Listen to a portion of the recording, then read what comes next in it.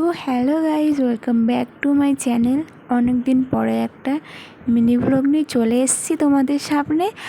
আর আজকে নিয়ে গেছিলাম আমার বাবাইকে নিয়ে রেস্টুরেন্টে একটু খেতে। আর ও যে কী দুষ্টুমি করছে তোমরা দেখতেই পাচ্ছ, প্রচুর দুষ্টু। ও কোথাও গেলে 5 মিনিট শান্ত থাকবে, মানে পরিস্থিতিটা বুঝে শুরু হয়ে যাবে দুষ্টুমি। শুধু কি দুষ্টুমি করলেও হবে?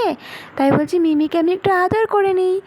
আদর করা হয়ে গেছে, আবার দুষ্টুমি শুরু হয়ে গেছে। মিমি বারণ করছিল তাও শুনছিল না। ও কি আর বারণ নেই, ও এত দুষ্টুমি করেছে, টেবিলের ওপরে নাচানাচি শুরু করে দিয়েছে, রীতিমতো আমার ঘাড়ে উঠে নাচানাচি শুরু করে দিয়েছে যতক্ষণ না ওর ফেভারিট চাউমিনটা এসেছে। যেই চাউমিন এসেছে পুরো শান্ত বাচ্চার মতো বসে পড়েছে, ওর মতো বাচ্চা কেউ নেই। আর বড় করে হা করেছে, এত বড় হাটা তো ভাত খাওয়ার সময় করে না।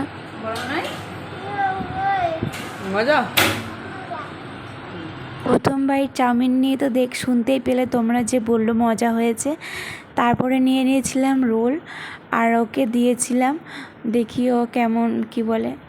রোল খেয়ে ওর কেমন তেমন কোনো রিয়াকশান ছিল না। রোলটা মনে ওর পছন্দ হয়নি চাউমিনটার মতো, কারণ ও চাউমিনটা খেতেই ভালোবাসে।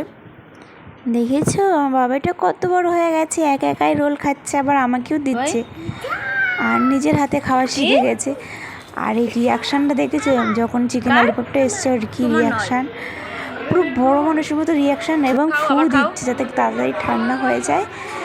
আর এদিকে একটু পেঁয়াজও খেয়ে নিয়েছে। আগে কারেন্ট চলে গেছিলো, কত গরম! একটা অনেকদিন আগের ভিডিও ছিল, যেহেতু ওই জন্য গরমও ছিল। এখন তো ঠান্ডা ঠান্ডা ওয়েদার হয়েছে।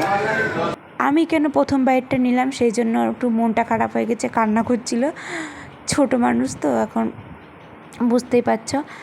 আর এটাও ভালোই মানে রিয়াকশান দিয়েছিল, এটা ভালো।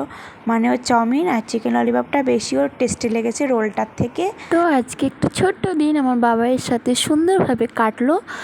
আর তোমাদের যদি ভিডিওটা ভালো লাগে লাইক, কমেন্ট, শেয়ার আর সাবস্ক্রাইব করে দিও। টাটা।